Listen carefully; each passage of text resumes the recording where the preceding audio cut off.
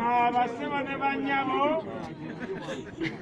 temuddamu okubanja omugenzi n'ow'enkwabanja. Temuddamu okusunguwa abafudde nti ate muleteeza amabugo. Nange nkyalina ebizibu.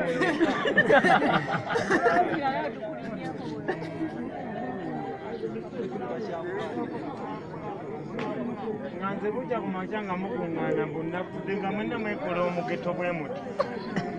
Nenziikwa bantu batono. Kanzonye. Bannange wano tewali netiwaaka, amasimu mugambe nkume netiwaaka.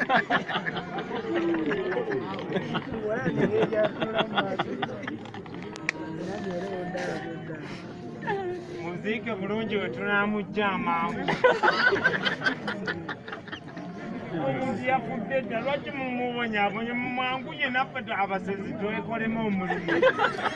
Oza tewali basezi wano babalaba naye batya kubagamba.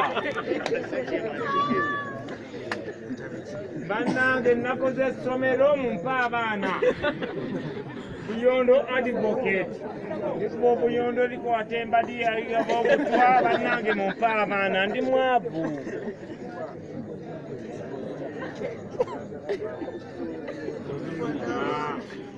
Genda otobererwa ebyokunsi byakunsi nze tomanyi nange njija lwange.